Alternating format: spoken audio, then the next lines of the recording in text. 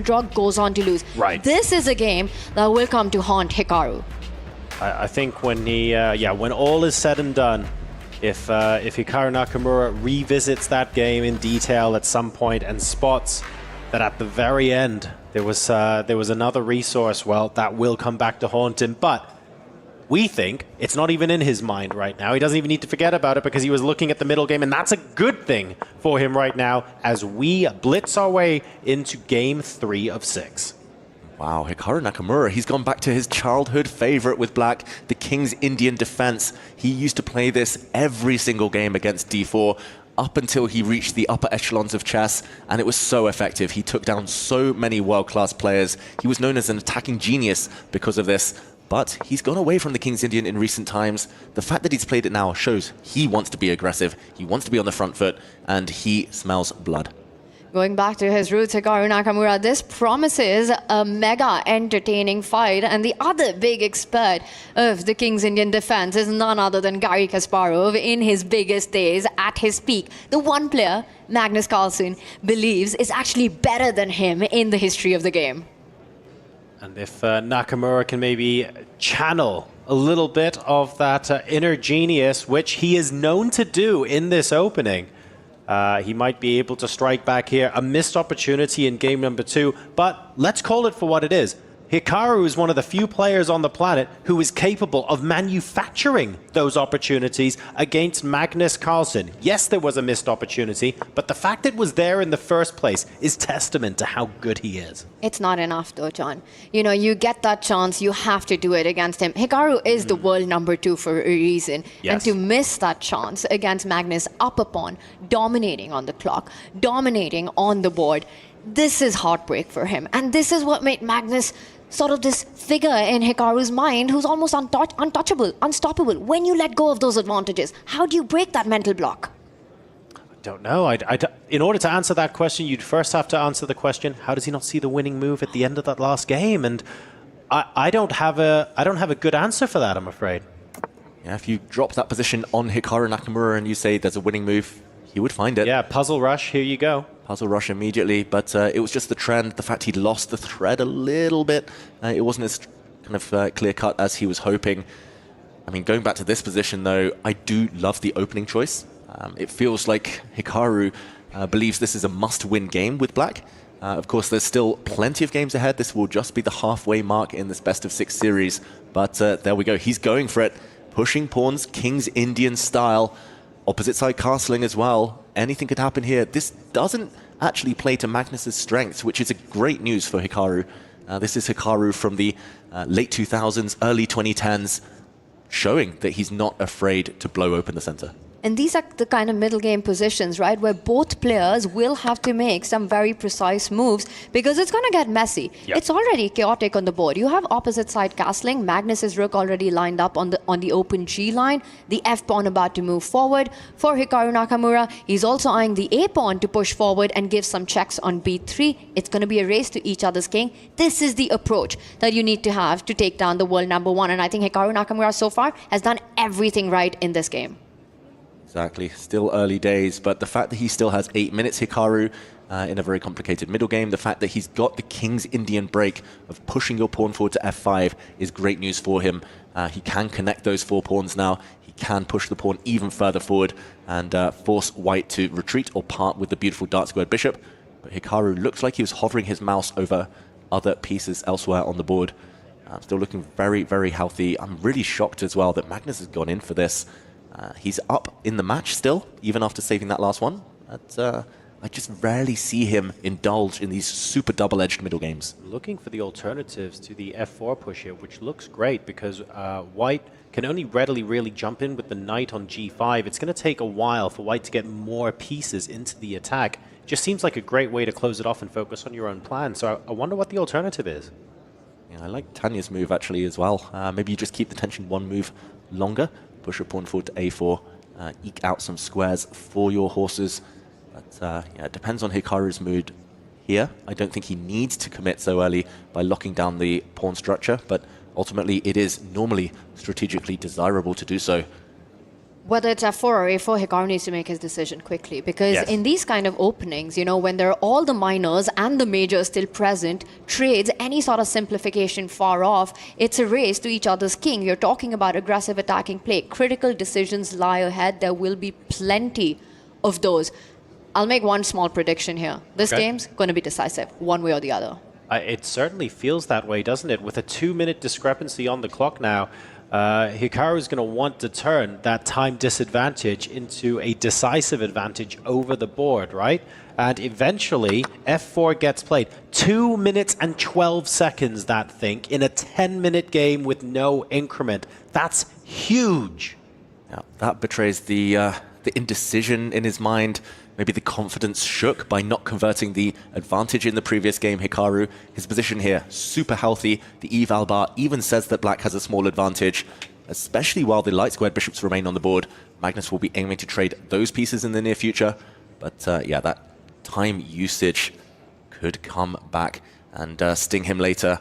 We'll see what Magnus has up his sleeve. I wouldn't be surprised if he takes a timeout, puts his king closer to the corner. Look, we have good news, right? We have talked up many players who are very, very quick with the mouse, very, very quick with speed chess. Well, guess who they all look up to? Guess who Big Daddy is as far as that speed is concerned? And that is Hikaru Nakamura, okay?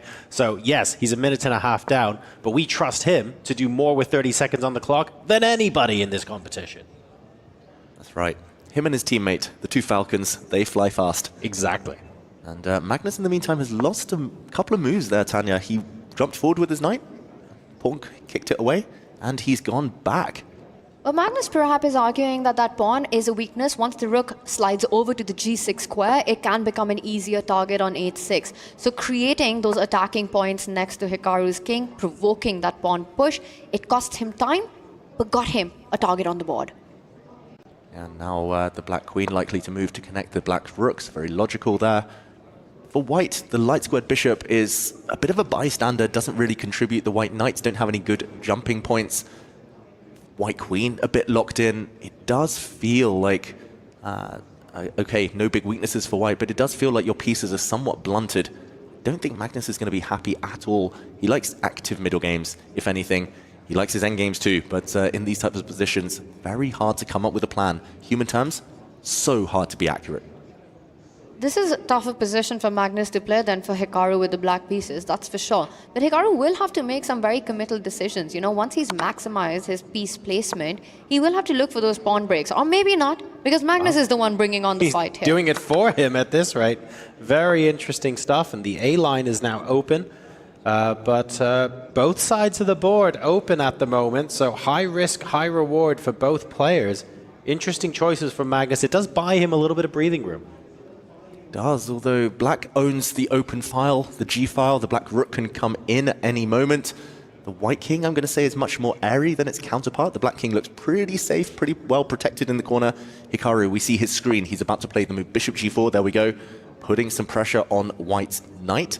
I don't think he wants to trade yet, but if given the opportunity, he might even grab the white h-pawn. Magnus goes on the defensive, and Hikaru is playing on both flanks here, Tanya.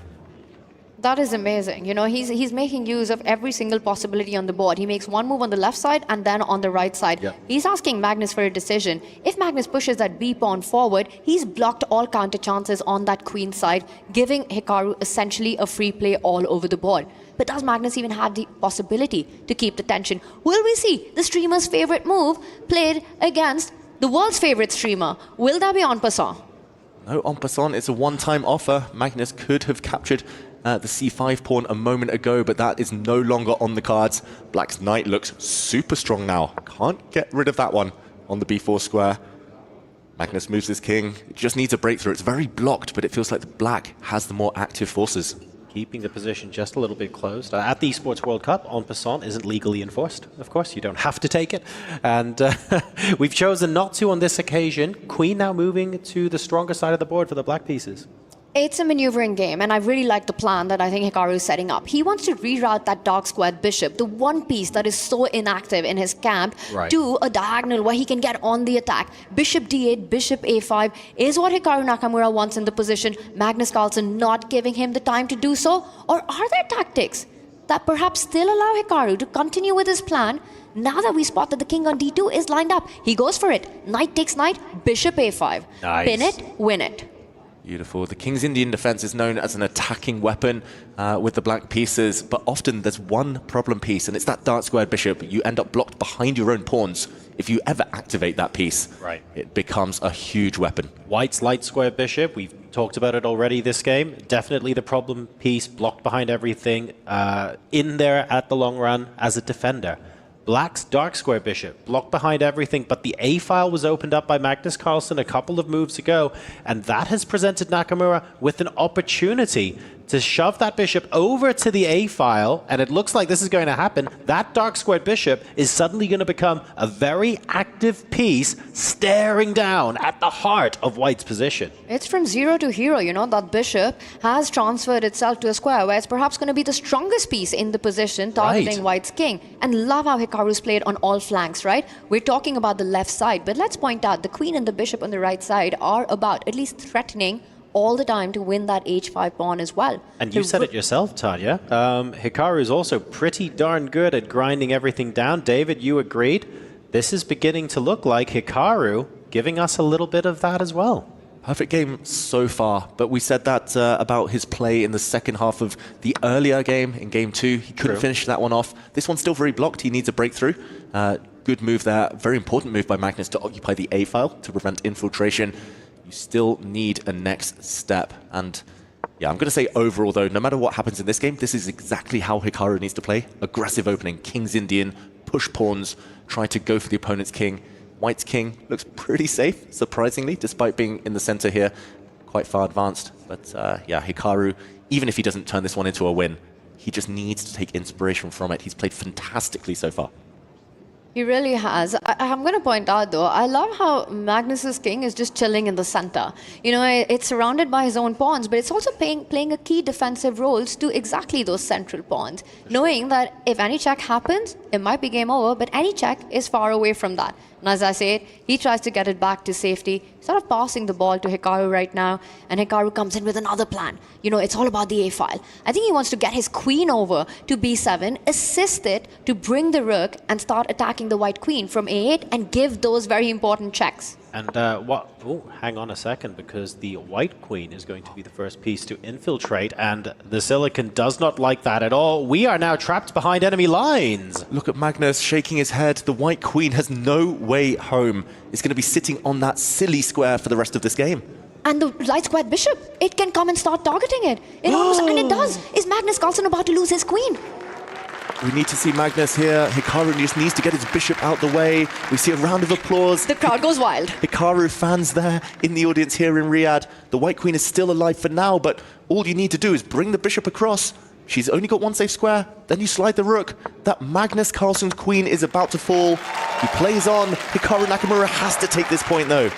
He has to. He can't mess this up for the second time. Team Falcon, big support there. The home favorite team, Magnus Carlsen resigned. Hikaru Nakamura is back in the match.